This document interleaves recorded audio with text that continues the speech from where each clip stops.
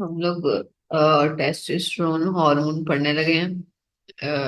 Testosterone hormone जिस तरीके से दूसरे हार्मोन्स हम लोगों ने पढ़े हैं। पहले भी एक फीमेल सेक्स हार्मोन हम लोगों ने पढ़ा विच इज कॉल्ड ऑक्सीटोसिन। अब हम लोग मेल सेक्स हार्मोन पढ़ने लगे हैं। Testosterone is a male sex hormones.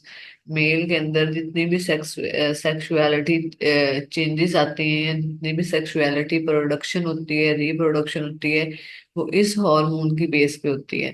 ठीक है। दूसरी बात ये है कि डेफिनेटली ये क्या है, ये पेप्टाइड नेचर का नहीं है, तो डेफिनेटली ये अमाइनो एसिड से नहीं मिलके बना हुआ होता। ये कार्बन से मिलके बना हुआ होता है। और कितने कार्बन से मिलके बना हुआ होता है? 19 कार्बन आपस में अटैच होते हैं तो टेस्टोस्टेरोन हार्मोन बनता है। दूसरी बात ये कि जो आप लोगों का स्ट्रक्चर बना हुआ है, ये आप लोगों को पढ़ने की जरूरत नहीं है। ये आप लोगों के उसके पॉइंट ऑफ व्यू से जरूरी नहीं है, पेपर पॉइंट ऑफ व्यू से। मैंने आप लोगों को पहले भी बताया कि ये प्रोटीन नेचर का नहीं होता, तो ये किस नेचर का होता है? आगे इसकी नेचर लिखी है स्टीरॉयड नेचर का। स्टीरॉयड नेचर ये जो चीज है, ये आप लोगों के एमसीक्यूज के तौर पे भी बहुत जरूरी है कि टेस्टोस्टेरोन हार्मोन किस नेचर का होता है, प्रोटीन का होता है, अमाइंस का होता है, स्टीरोल्स का होता है या स्टीरॉइड्स का होता है, तो आपको पता होना चाहिए। उसके बाद है एक्शन ऑफ टेस्टोस्टेरोन हार्मोन। ये हार्मोन, टेस्टोस्टेरोन हार्मोन का एक्शन क्या है हमारी बॉडी पे, मेल्स की, स्पेशली मेल्स की बॉडी पे। तो यहाँ पे एक वर्ड लिखा हुआ है during intra uterine life. Intra uterine life जो है वो किसको कहते हैं? कि जब बेबी जो है वो, मतलब ड्यूरिंग प्रेगनेंसी को इंट्रा यूट्राइन लाइफ कहते हैं। कि जब बेबी किस फॉर्म में होता है, वॉर्म के अंदर होता है और वो बन रहा होता है, ठीक है, यूट्राइन के अंदर होता है, तो इसको इंट्रा यूट्राइन लाइफ, बेबी की इंट्रा यूट्राइन लाइफ कहा जाता है। अगर तो बेबी जो है वो मेल है तो डेफिनेटली उसका जो सारा स्ट्रक्चर है वो male develop, male sex sex organs ही डिवेल्प होंगे। मेल सेक्स ऑर्गन में पेनिस भी आता है, स्क्रोटम भी आता है, सेमिनल वेसिकल भी आता है, मेल जेनिटल डक्ट भी आती है। ये सारे मेल सेक्स ऑर्गन्स हैं जो कि मेल्स में पाए जाते हैं एक्सटर्नली। इनको बनाने में जो हेल्प कर रहा होता है वो टेस्टोस्टेरोन हार्मोन होता है, जो कि फीमेल के अंदर जो है वो सिक्रीट होता है। और जब मेल बन रहा होता है तो तब अपना एक्शन प्रोवाइड करता है और उसके सारे जो है ऑर्गन्स को बनाता है। ठीक है। उसी के साथ साथ ये क्या करता है कि जब मेल सेक्स हॉर्मोन्स इन ऑर्गन्स बन रहे होते हैं, तो साथ ही कोई ऐसा बेबी नहीं है जिसमें मेल और फीमेल दोनों की चीजें ना पाई जाए। मेल की चीजें डोमिनेट करना कुछ हार्मोन का काम होता है, जो हार्मोन अंदर सक्रिय होना होता है। अगर तो बेबी गर्ल होनी है तो डेफिनेटली प्रोजेस्टेरोन और ऑक्सीटोसिन हार्मोन डोमिनेंट होगा और वो मेल फीमेल बेबी बनाएगा। और अगर मेल बेबी पैदा होना है तो टेस्टोस्टेरोन हार्मोन जो है वो डोमिनेंट रहेगा और वो ये सारे एक्सटर्नल मेल सेक्स ऑर्गन्स को बनाएगा और दूसरी फीमेल सेक्स ऑर्गन्स को क्या कर देगा? सप्रेस कर देगा, डिप्रेस्ड कर देगा, ताकि वो एक्शन में ना आए। और कुछ लोग होते हैं कि जैसे आजकल हम उनको गे कहते हैं, उनमें फी होते वो मेल ही हैं, लेकिन उनमें फीमेल्स की अलामात भी पाई जाती हैं। उनमें फीमेल्स का भी एक होता है कि वो कपड़े वैसे पहनते हैं, उनका चलने फिरने का स्टाइल वैसा होता है। तो उनमें क्या होता है कि उनमें वो जो प्रोजेस्टेरोन हार्मोन है वो सही तरीके से सप्रेस ही नहीं हुआ होता। जब प्रेगनेंसी होती है ना, तो जब मेल सेक्स हार्मोन अपना, ये टेस्टोस्टेरोन हार्मोन अपना काम कर रहा होता है, तो टेस्टोस्टेरोन हार्मोन सही तरीके से उस प्रोजेस्टेरोन हार्मोन को सप्रेस नहीं कर पाता है, जिसकी वजह से वो बच्चे के अंदर फीमेल की नेचर रह जाती है। और वो फिर बाद में अब हम लोगों ने उनको गे का नाम दे दिया कि वो गे होते हैं।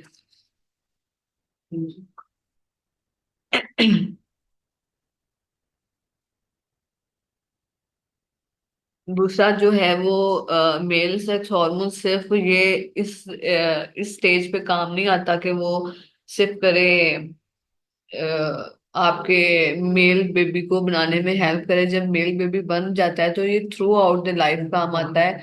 आपके स्पर्म्स बनाने में काम आता है, स्पर्म्स को मेंटेन। मेल में स्पर्म्स होते हैं, स्पर्म, और फीमेल में एग्स होते हैं। तो मेल में जो स्पर्म्स की मोटिलिटी है, मोटिलिटी कहते हैं मूवमेंट को, एक जगह से दूसरी जगह का मूवमेंट, मोटिलिटी को, फर्टिलाइजिंग को, और उसके सारी मेंटेनेंस को, और उसके बनने को, कि वो एक्टिव रहे। स्पर्म स्पर्म एक्टिव रहेगा तो फीमेल में प्रेगनेंसी के चांसेस भी बढ़ेंगे, मेल स्पर्म एक्टिव रहेगा तो डेफिनेटली ये जो टेस्टोस्टेरोन हार्मोन है, अगर ये सही तरीके से काम कर रहा है तो ये काम भी करता है कि इसका मेन काम ही ये है कि जब मेल अडल्ट हो जाता है तो उसने फिर उसका क्या करना होता है कि स्पर्म्स को बनाना होता है, उसको इंक्रीज करना होता है। उसके मेंटेनेंस का काम जो है वो सारा जो है वो टेस्टोस्टेरोन हार्मोन का होता है। उसके बाद है effects on secondary sex characteristics. Secondary sex characteristics का क्या मतलब होता है कि जब मेल अडल्ट हो जाता है,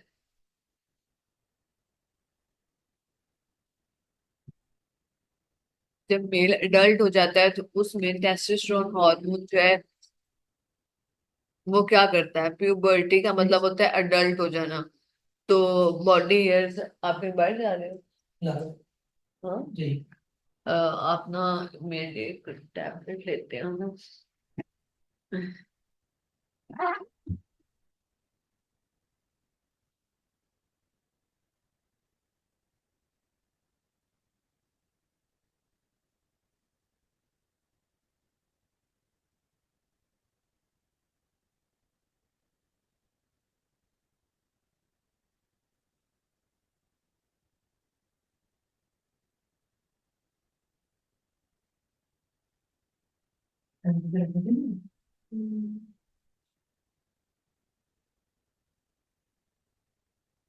एक पेंसिल लो और सॉफ्ट पेन, ये लो, ये पैसे ले लेते हो। ये ना 3 4 देते हैं।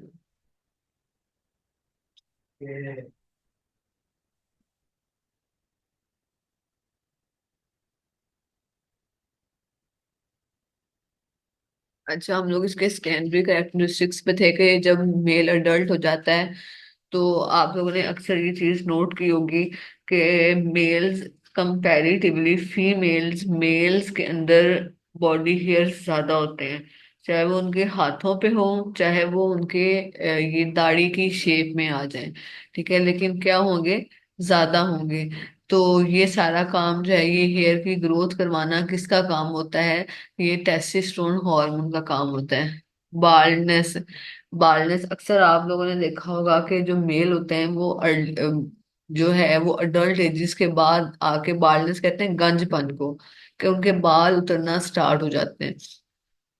काफी लोगों के 40 की एज में, अब तो 30 की एज में भी बाल उतरना स्टार्ट हो गए हैं। तो ये जो है वो टेस्टोस्टेरोन हार्मोन की ही वजह से होता है कि यहाँ पे आपके हेड के टॉप से जो है ना वो बाल उतरना स्टार्ट हो जाते हैं। फिर जो वॉइस है, कंपैरेटिवली मेल की जो वॉइस है वो फीमेल की वॉइस से क्या होती है, लाउडर भी होती है और भारी भी होती है। तो डेफिनेटली ये यहाँ पे एक वर्ड लिखा हुआ है लेरेंजियल मिकोजा। लेरेंजियल मिकोजा क्या होता है?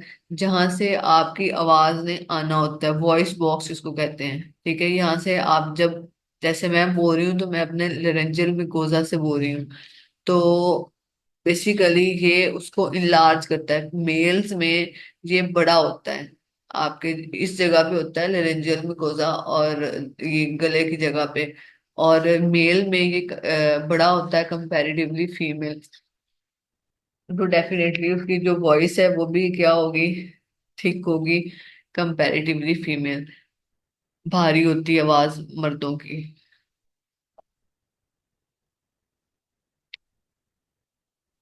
उसके बाद जो स्किन है उसकी भी थिकनेस मेल की फीमेल्स की निस्बत ज्यादा होती है।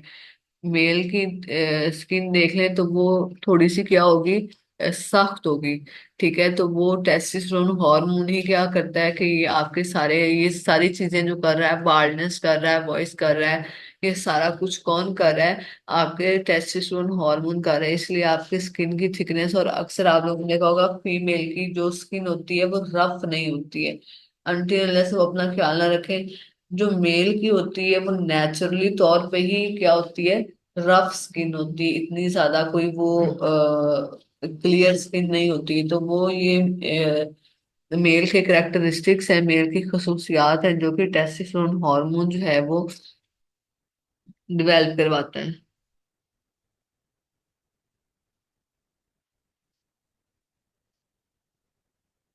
उसके बाद body changes, body definitely body changes आते हैं। जब मेल बड़ा होता है तो उसके ये जो शोल्डर्स हैं ये ब्रॉड हो जाते हैं, फैल जाते हैं, बड़े हो जाते हैं। कुछ लोगों की कमर जो है ना मेल्स में वो बड़ी होती है, कुछ लोगों की छोटी रह जाती है। तो टेस्टोस्टेरोन हार्मोन अगर तो सही तरीके से काम कर रहा है तो मेल की, जरूरी नहीं कि हर मेल की जो कमर है वो चौड़ी हो। जैसे इस बच्चे की कमर चौड़ी है, आप इस बच्चे की कमर चौड़ी नहीं है, ठीक है, ब्रॉड नहीं है, तो डजंट मीन कि टेस्टोस्टेरोन हार्मोन जो है वो इसमें सही तरीके से काम नहीं कर रहा। एज का भी फर्क होता है, और दूसरी बात ये कि उसमें ये भी फर्क होता है कि टेस्टोस्टेरोन हार्मोन जो है वो कितना सिक्रीट हो रहा है।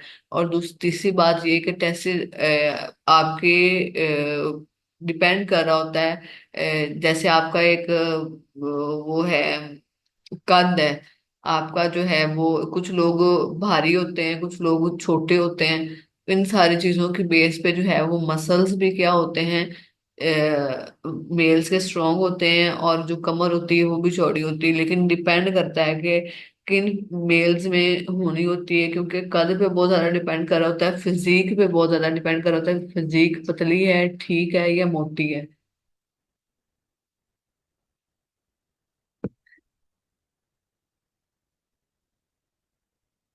जब मेल जो है वो अपनी पूरी एडल्ट फेज में आता है, अपनी जवानी में आता है, तो उसके कुछ बिहेवियर चेंजेस आते हैं। कुछ जो मेल्स होते हैं वो मूडी होते हैं, कुछ का एटीट्यूड जो है वो बड़ा एक्टिव होता है, कुछ लोग जो है वो मतलब कि आप ये समझ लें कि मूडी नहीं होते, पॉजिटिव रिस्पॉन्स करते हैं। कुछ सेक्स चेंजेस आती हैं उनके अंदर, ऑपोजिट जेंडर फीमेल्स की तरफ अट्रैक्ट करने वाले मेल्स में हैं उनके अंदर वो बिहेवियर चेंजेस आती हैं। तो ये सारा जो है वो किसकी वजह से होता है, टेस्टोस्टेरोन हार्मोन की वजह से होता है। इफेक्ट्स ऑन,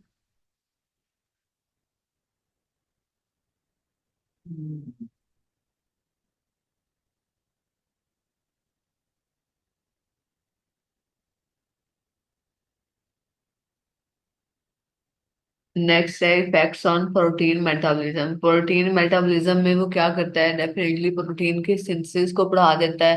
प्रोटीन की सिंथेसिस को बढ़ाएगा तो वो मस्कुलेचर का मतलब होता है मसल्स को बिल्ड अप करना, तो वो मेल्स के मसल्स को बिल्ड करेगा। नाइट्रोजन के बैलेंस को पॉजिटिव कर देता है कि नाइट्रोजन का बैलेंस ठीक रखता है। ब्लड यूरिया लेवल, कुछ लोगों के ये होता है कि यूरिया बढ़ गया है, यूरिक एसिड जिसको हम कहते हैं कि यूरिक एसिड बढ़ा हुआ है उसका, तो टेस्टोस्टेरोन हार्मोन जो है वो यूरिक एसिड नहीं बढ़ने देता अगर आप प्रोटीन सही अमाउंट में ले रहे हो तो। इफेक्ट ऑन सीएनएस, इसको कट कर दें।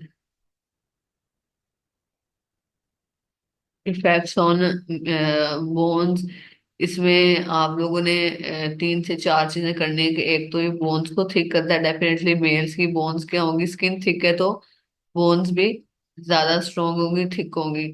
बोन्स की मैट्रिसेस की क्वांटिटी को जो है वो इंक्रीज करता है। आपकी बोन्स के अंदर कैल्शियम के सॉल्ट को जो है वो क्या करता है, डेपोजिट करने में हेल्प करता है, स्टोर करने में हेल्प करता है। आपके मेल पेल्विस आउटलेट की लेंथ को जो है वो नैरो करने में हेल्प करता है।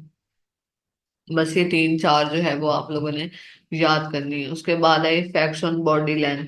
डेफिनेटली बॉडी लेंथ में ये अपना रोल प्ले करेगा। किसी की अगर एक्सेसिव अमाउंट में जो है वो, अगर एक्सेसिव अमाउंट में टेस्टोस्टेरोन जो है वो हो गया है सिक्रीट, तो आपकी बॉडी लेंथ को इतना ज्यादा नहीं होने देगा, बढ़ने नहीं देगा। अगर नॉर्मल अमाउंट में हो गया तो डेफिनेटली वो बढ़ने देगा।